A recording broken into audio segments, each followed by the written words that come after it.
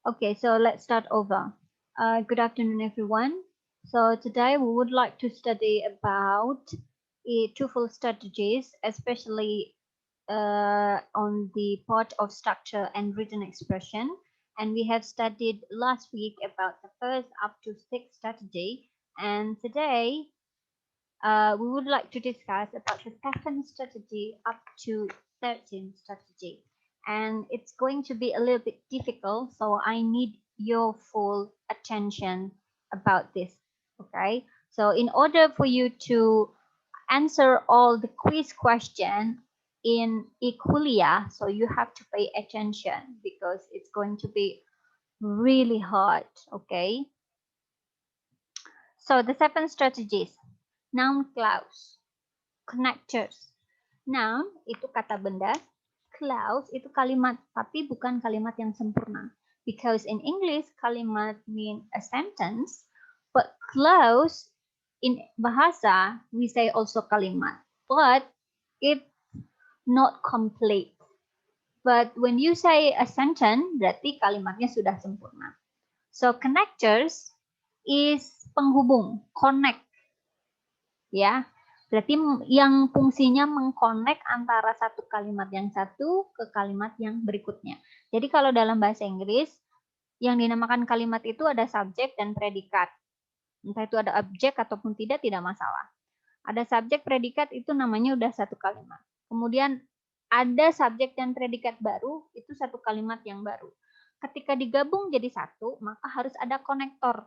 Jadi nggak bisa satu kalimat, ada dua kalimat ditempel jadi satu, tanpa ada konektor itu tidak bisa. Makanya namanya harus ada connector. So it is a clause uses noun. Nah, noun clause itu apa?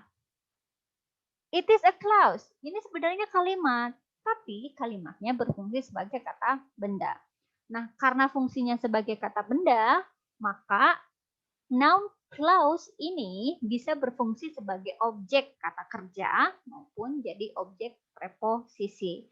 Kalau Anda masih ingat preposisi itu apa, tinggal dilihat lagi di video yang sebelumnya yang strategi 1 sampai strategi 6 ya. Bisa jadi objek kata kerja maupun objek preposisi. Kita contohkan seperti ini. I don't know. Itu sudah ada subjek, don't know sudah ada predikat. Itu sudah satu kalimat. Nah, kemudian ada kalimat baru setelahnya.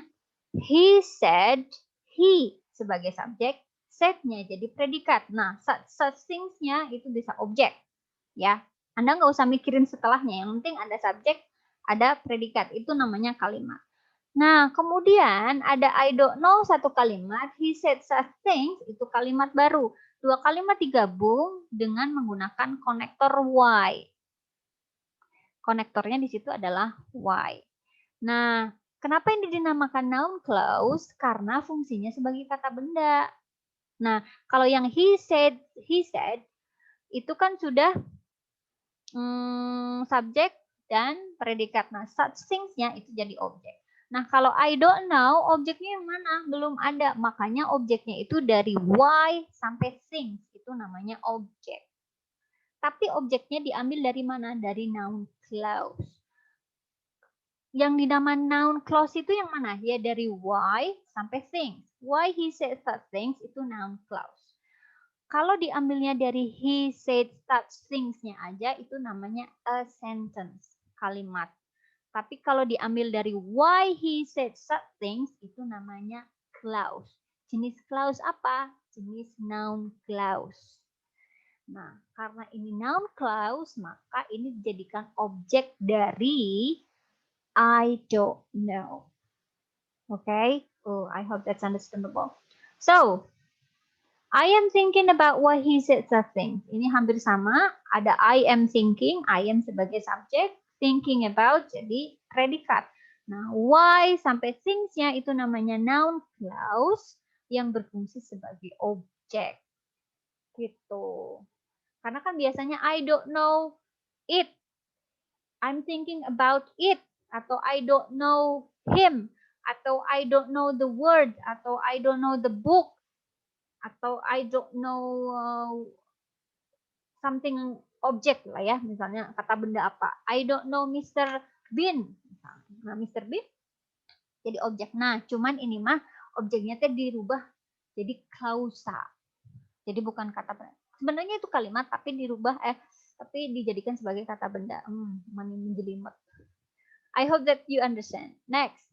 Nah, NC itu singkatan dari noun clause. Nah, konektor apa saja sih yang biasa digunakan untuk dijadikan sebagai noun clause? Itu bisa what, artinya apa?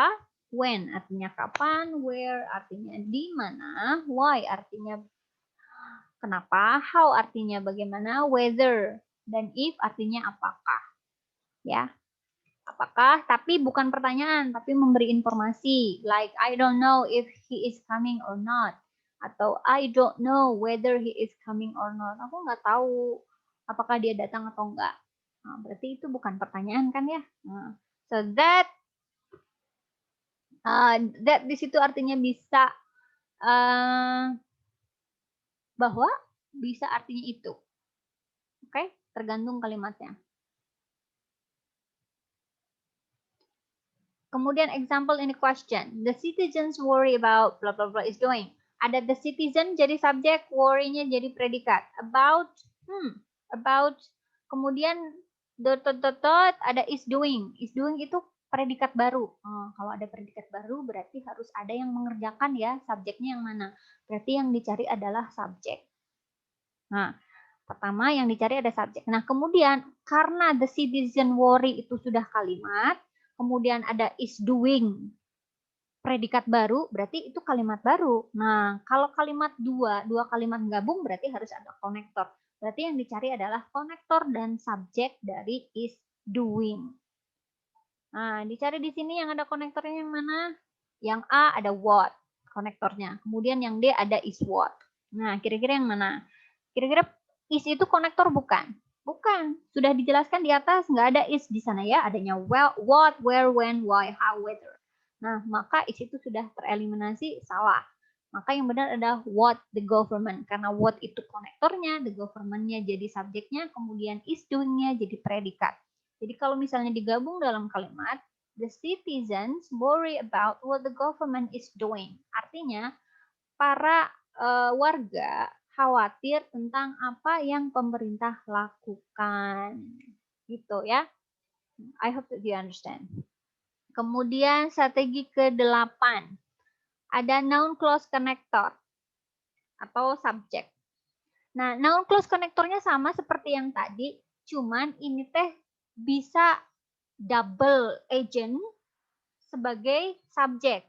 Karena yang tadi itu setelahnya konektor, kayak yang ini what, kemudian ada subjek, baru habis itu predikat. Nah, kalau di sini itu konektornya gabung sebagai subjek. I know what happened yesterday. Nah, I know itu subjek, ada predikat. Nah, setelah predikat kan lumrahnya setelahnya ada objek. Nah, objeknya mana? Objeknya noun clause dari what happened yesterday. Cuman ini yang bedanya adalah noun clause ini konektornya sekalian gabung sebagai subjek. Nah, setelah what itu kan ada happen. Happen itu predikat. Nah, kalau ada predikat pasti ada subjeknya. Nah, tapi di sini subjeknya tidak disebutkan. Tapi sudah gabung dengan konektornya. Jadi what di situ berfungsi sebagai konektor dan juga berfungsi sebagai subjek. Kalau di bahasa Indonesia kan jadi I know, saya tahu apa yang telah terjadi kemarin. Apa yang terjadi? Jadi subjek nyambung ya, what-nya itu jadi konektor dan juga jadi subjek. Nah, contoh yang kedua juga sama ya. Cuman beda predikat dan beda subjek saja. Ya. Karena kalau yang sebelumnya itu setelahnya konektor ada subjeknya dulu nih. Why? Kemudian subjek, kemudian predikat. Ya. Nah, kalau yang strategi ke-8 itu setelahnya konektor itu langsung predikat. Jadi word-nya jadi double agent sebagai konektor dan sebagai subjek. Nah, Kemudian noun clause, konektor yang biasa digunakan untuk yang digunakan sebagai subjek. Itu adalah who, what, which. Artinya who siapa, what apa, which yang mana. Oke, which berarti artinya apa, bisa, tapi untuk benda. Kayak what ya. The company was prepared for happen. Ini happen lagi, berarti ya udah nyarinya what. Pakai one apa what? What ya. Kalau digabungin, the company was prepared for what happened with the economy. The economy. Perusahaan itu telah siap terhadap apa yang telah terjadi dengan ekonomi. Oke. So exercise-nya itu strategi 78. Paling tidak kita tahu sedikit tentang exercise yang ada di strategi 78. Ingat, strategi 78 itu tentang noun clause, kalimat yang itu tidak sempurna yang berfungsi sebagai noun. Contoh yang pertama. Today the true story. Today itu keterangan waktu, bukan subjek ya. Karena subjek itu tidak mesti harus di depan. Oke, today keterangan waktu. The true story, cerita yang sebenarnya, berarti itu jadi subjek. Of, di situ preposisi. Kalau sudah preposisi, pasti setelahnya ada object of preposisi. Berarti object of preposisi itu biasanya noun. Ya, bisa noun clause, pasti. At the Little Bighorn, katakanlah Little Bighorn itu sebuah tempat. Remain, masih, a mystery. Berarti remain itu kata kerja atau predikat. Subjeknya yang mana? True story. Predikatnya yang mana? Remain. Nah, cuman di sini dijelaskan lagi true story of. Nah, di sini berarti kalau setelahnya preposisi bisa noun clause. Berarti kalau noun clause berarti harus ada konektornya. Setelahnya konektor itu bisa jadi predikat atau mungkin ada subjeknya dulu, baru predikat. Nah, kasusnya di sini yang ada konektornya itu hanya C dengan D. Ada what, ada what. What happen apa what happening? Ya, what happen ya. Kenapa kalau happening itu berarti sedang terjadi. Sedangkan di situ tidak ada kata kalau happening sedang terjadi. Ada ing, itu syaratnya harus ada to be. Sedangkan di situ nggak ada to be. Nah, what happen itu terjadi di lampau. Karena walaupun itu ada keterangan today, tapi ceritanya itu dari dulu. Cuman sampai sekarang masih jadi misteri. So, the answer is C. Oke. Nah, yang lainnya Anda bisa kerjakan lewat quiz di e-kuliah. Oke, number 2. Mungkin kita pindah ke nomor 3 aja ya. Early in the 18th century. Di awal abad ke-18 itu berarti keterangan waktu, nggak ada hubungannya subjek predikat, udah dilewat aja. Sebenarnya nggak tahu artinya pun nggak apa-apa kalau nggak asal tahu grammar ya. Halley accurately predicted when bla bla bla would return. Oke, ada Halley. Asumsikan saja ini nama. Oke, Halley nama, oh berarti dia jadi subjek. Kemudian predikatnya yang mana? Kata kerjanya ada predicted. Memprediksi. Memprediksi. Kalau bisa memprediksi, pasti kan bayangan kita memprediksi sesuatu. Nah, sesuatu itu kan berarti objek. Berarti objeknya ini ada when, berarti noun clause. Sudah ada konektornya nih when. Kalau sudah ada when, berarti yang tinggal dicari subjek dan predikat. Karena Halley predicted itu sudah satu kalimat, kan? Ada subjek, ada predikat. When, bla bla bla bla, when, subject of, bla bla bla, would return. Nah ini, would return-nya sudah ada. Would return teh berarti predikatnya. When-nya konektornya. Konektornya sudah ada, predikatnya sudah ada. Yang tinggal dicari tinggal subjeknya. Subjek dari apa? Subjek dari would return. Bisa the comet, atau was the comet, atau the comet was, apa had the comet. Yang subjeknya yang mana? The comet. Betul. Karena kita tidak membutuhkan lagi konektor. Sudah ada when. Ya. predikannya sudah ada would written, tinggal subjeknya saja.